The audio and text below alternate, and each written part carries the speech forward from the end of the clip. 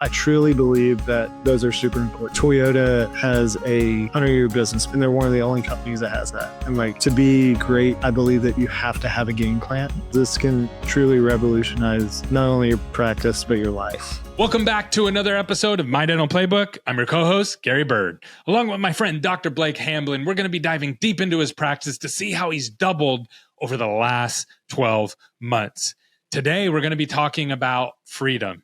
You know, if you build a business and you can't leave it ever, you're just chained to it 24/7.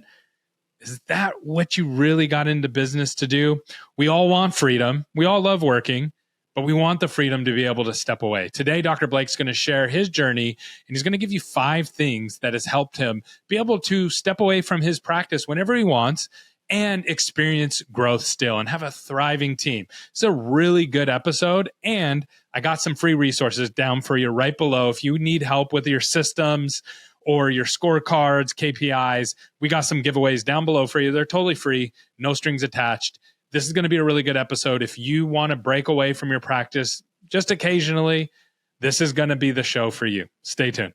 All right, we are live, and today we're going to talk about a spicy subject. If you can't leave your business for 30 days, you don't have a business, you just created yourself a 24/7 job. And I know it hurts dentists the most because they're the dentists. They're at the center of their business. Now, you're awesome, Dr. Blake, because I was like, have you ever been there before? And you were like, yeah, I have been there before. I know exactly what it's like. And now it's not that way anymore. You leave your practice every month or so, and you leave for an extended period of time. The business still functions. And if you wanted to make it longer, you could. You're like me, you like working. So even when you're like, I'm on vacation, I'm not working. I'm like, why are you texting me then? And we're talking about growing your practice. You're like, that doesn't count. But I'm the same way. Like if I leave for 2 days, I'm like, oh, I could do all this cool stuff with work. So I started asking you, I started poking and prodding. And okay, so how do you do that? How does someone do that? If someone's going to listen to this podcast and actually get freedom in their business that they could leave once in a while, and so they don't burn out and those kind of things, what do they need to do? And it boiled down to one thing, and it's leadership. And I know everybody hears that and they go, ugh, but we're going to give you, I think we got 5 things here that makes up a leader. And the first one is you need leaders for leaders. You need to be the kind of leader that you can build other leaders. And people are like, well, what does that mean? And it really boils down to accountability. So walk through how you have accountability in your practice now versus how you didn't have it before. Yeah. So let me more so try to describe the problem that I had previously and how it was solved. So I had really awesome team members, and those same team members are now the leaders that are doing the leading. But there was a gap in expectations, communication, and accountability. And I think we'll hit on all those things. But what I needed to be able to actually free myself to be able to let the business run without me was other leaders doing the things even in my practice, even when I was there. So my leaders are managing these people on our team, even though I'm in the office. So when I'm not in the office, nothing is different outside of me not doing the dentistry. Now, of course, there's like little things that'll pop up that they come to me and need help with and little things like that. But for the majority of things, they're able to handle all of this stuff on their own. And so when I'm gone, I'm not getting a bunch of text messages of, what do I do here? And what do I do there? So they've had the reps, they've done the things, and they feel they have the autonomy to make decisions because they've done it over and over again. And they almost know exactly what I would do. And part of that is because I've held them accountable to the leadership. So when they fail in leadership or they do well in leadership, I let them know. I say, hey, you handled that really, really well, and look at the outcome that it created.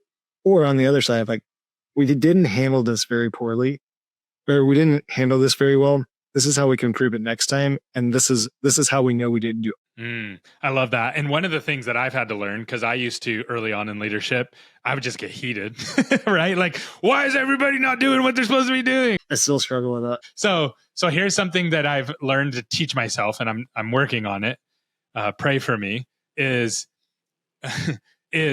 man, this is a great learning opportunity, right? Like, and we all make mistakes. I make mistakes and I'm like, man, this is a great learning opportunity. Or someone, if you were working with me and you did something and it was just like totally the wrong way, man, this is a great learning opportunity. And I have to almost trick my brain into like believing it because it's true. It's like, dude, they're probably never going to make that mistake again if you have a good person. So that's a little word play there. We don't hate problems. We just hate the same problems.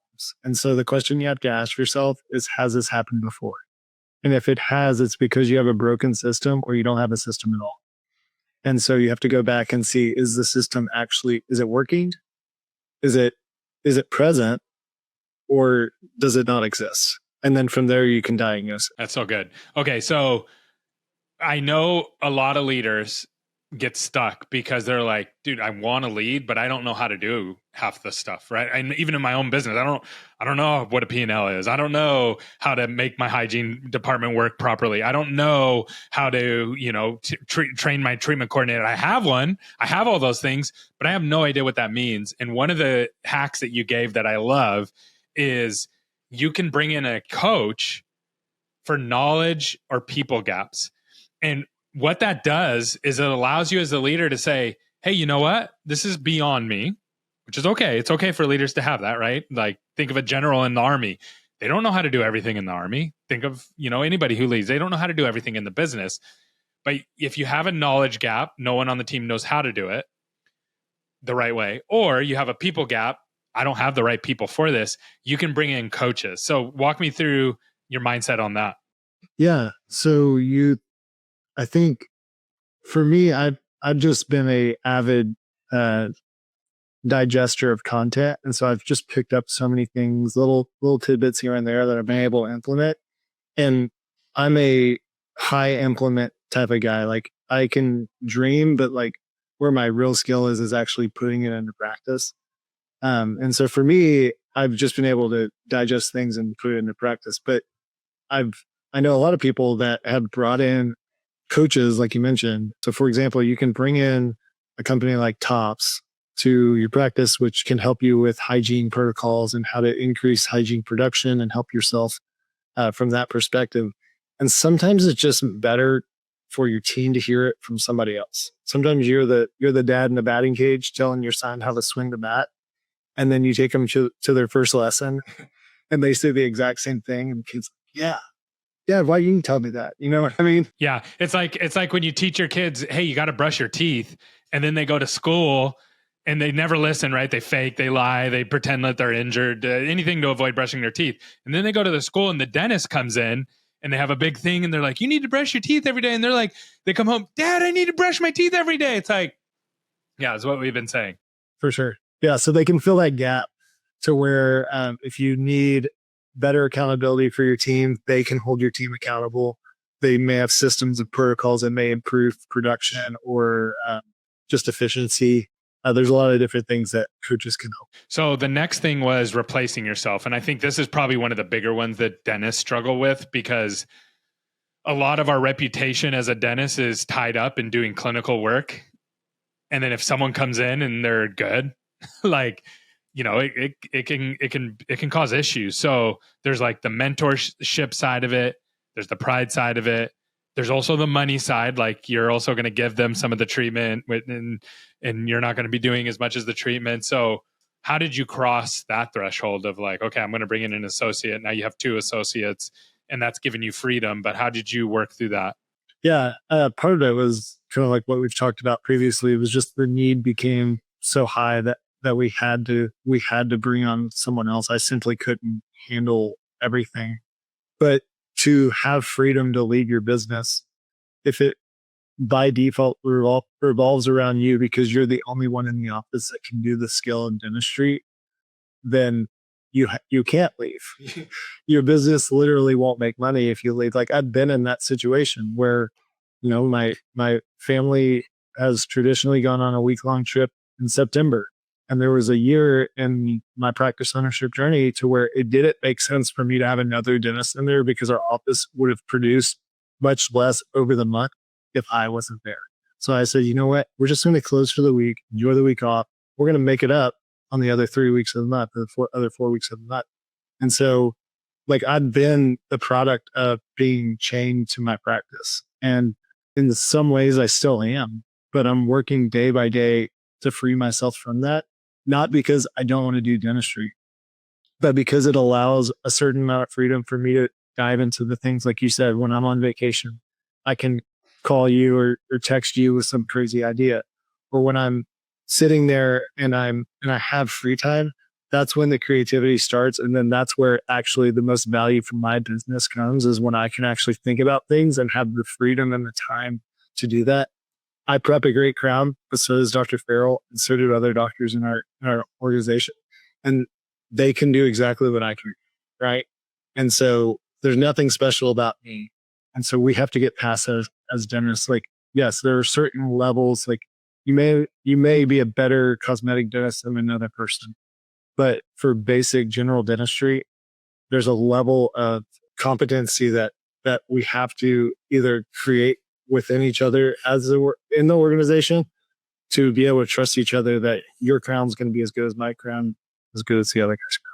Yeah, and that also frees you up from like burning out. That also creates opportunity. So one of the things that I've learned is like, hey, I've had talks with you about this with my team where I'm like, hey, Dr. Blake, I'm going to explain this all to you in my voice and like how I see this. But I got this person that's working on this skill, like learning how to do this and communicate with dentists. So I'm going to let them tell you too, right? And it's creating an opportunity for someone else to be good at something. And there's so many young dentists out there that, you know, I know what the experienced dentists say about the young dentist. They don't know what they're doing. They don't have any experience. And guess what? The DSOs are training them. And I know that people don't like that. They're like, they're training them the wrong way. It's like, okay, well, give them some reps, like work with them and let them come into your practice and let them grow. And I know not everybody doesn't want the rookie, but it's like someone has to do it, right? I can't do it. So I think that the future of dental is going to be like, if you can figure out how to get dentists to be on the same page with you and work with you and give you an opportunity, you're going to be able to keep growing and create a longer career where you're not stressed out, you're not burning out, and those kind of things. Okay, last one, which I think this is like, if getting yourself a little bit of breathing room from a clinical standpoint is like really important, I think this is kind of the backbone to make that happen, is your systems. Because if you have systems, then that allows everybody to know what's going on. And there's two parts of this, and they're kind of separate. So it's like you have expectations, which is more culture. That's you. Hey, that's not the way I want it done. This is the way we need to do it. Hey, is everybody aligned on that? These are our core values. That glues it together. But then there's the paper systems, which are your SOPs, which standard operating procedures, which allow people to know how to take out the trash or whatever. You know what I mean? So how do you balance those two? Because I know you're in flux with those as we speak, and adding and learning and those kind of things. So I'd love to hear from like how you're managing those. Yeah. So we're currently, like you mentioned, working on all of that stuff. And my personality lends itself to really want to have those paper systems. And I truly believe that those are super important. Like Toyota has a 100-year business plan, and they're one of the only companies that has that. And like, to be great, I believe that you have to have a game plan, and that's what those written SOPs are. But like you mentioned, there are also just general things within your practice, like your core values, like excellence. We do everything with excellence. And people know that if there's a piece of paper on the floor and you walk by it, that's not doing it with excellence. And so that, like you mentioned, that's a culture. And you can't really write that down in a handbook. Like you can, but it would be an endless handbook, right? Of how to not do things that aren't excellent, right? It's too big to put in a handbook, but one word. What I've found is like the written systems, I think, are incredibly valuable for onboarding new hires. Like you can shrink the time that it takes to bring someone onto your team if you've got it written down, and you can just say, hey, right now we actually don't have time to dive into all the intricacies, but if you just follow this 4-step protocol, you're going to do this about 80% of the way. And that's going to be good enough for today. And tomorrow we're going to link up and walk through how to do it 100%, that kind of thing. But I think if the team is aware of like, these are generally our systems, like we don't let patients waiting in the lobby for more than 3 minutes when they arrive. Like that's one of our systems, right? We don't want people sitting there with x-rays up on the front screen. When we're done presenting the x-rays, bring it back and let them look at something nice. Or if we're talking about cosmetic stuff, leave the ugly photo up on the screen. We want them to stare at that ugly, right? And so when your team understands that and that's part of your system, you're going to have better conversion, you're going to have better production, you're going to have better efficiencies, you're going to have all the things that we want, and that creates freedom. Yeah, I love that. And you need both. Like I've gone full SOP mode where we've built out all the SOPs, and then it was like we had so many SOPs. It's like, okay, what do we do with that? And then it's like, okay, we need to dial in the culture. I've also done the full culture and the good vibes with no SOPs. And that was a dumpster fire too.